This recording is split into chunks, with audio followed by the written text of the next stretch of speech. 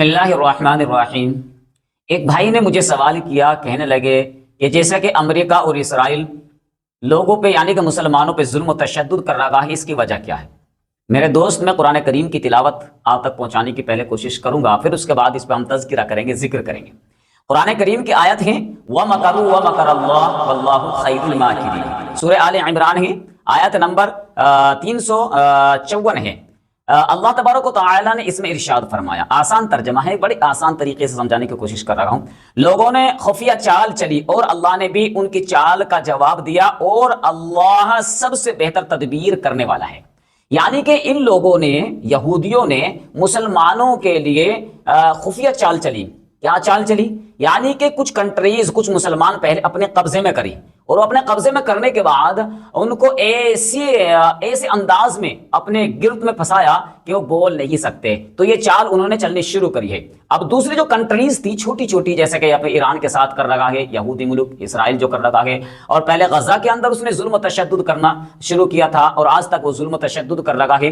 طرح طرح کے چھوٹے چھوٹے ملکوں پر یہ جو ظلم و تشدد کر رہے ہیں نا، یہ ایک تدبیر ہے، یعنی کہ ایک چال ہے ان کی۔ پہلے تو ان ملکوں کو یعنی کہ ان کنٹریز کو انہوں نے پھنسایا جو طاقتور تھی، اچھی تھی، ان کو جواب دے سکتی تھی۔ اور یاد رکھ لینا، یہ آدم سے لے کے اور جب تک کہ یہ دنیا قائم رہے گی، ان کی چال ختم نہیں ہوئے گی، یہ ہمیشہ اپنی چال چلیں گے۔ لیکن اللہ نے کہا کہ یہ مکر کریں گے، لیکن ان کا مکر ان کے ہی زمین میں، ان کے ساتھ ہی زمین میں دھسا دیا جائے گا۔ اب آپ سوچ لیں کہ ایران کے اندر ذرا سی چھوٹی چھوٹی سی معصوم سی بچی جو اسکول کے اندر تھی، ان کو زمین دوز کر دیا، ان کو شہید کر دیا۔ غزہ کے جو یعنی کہ آج پیدا ہوا ہے بچہ، شہید کر دیا۔ تو انہوں نے اپنی چال شروع کری۔ اللہ نے کہا تم اپنی چال چلو، میں اپنی چال چلوں گا، تم اپنی چال چلو، میں اپنی چال چلوں گا، اور ان کی چال اللہ کی تدبیر سے آگے کچھ کام نہیں کر سکتی۔ تو یاد رکھ لینا، یہ ایک ان کی چال ہے کہ یہ ہماری کچھ کنٹریز ایسی جو ان کے غلام بنی ہوئی ہے، جو ان کے اشاروں پر ناچتی ہے، ان کے اشاروں پر کام کرتی ہے۔ ہاں جی، یہ بات حقیقت ہے کہ وہ کنٹریز ان کے چنگل میں اس طریقے سے پھنس گئی ہے جس طریقے سے کسی پرندے کو شکاری شکار کو پھنساتا ہے، اس طریقے سے انہوں نے ان کنٹریز کو پھنسایا، اور انہوں نے پھر دیکھا کہ یہ راستہ اب صاف ہو گیا ہے۔ اب چھوٹے چھوٹے جو کنٹریز ہیں، جو زیادہ طاقتور نہیں ہے، ان کو یہ اب ضرب دے رہے ہیں، مار دے رہے ہیں، ان کو ستا رہے ہیں۔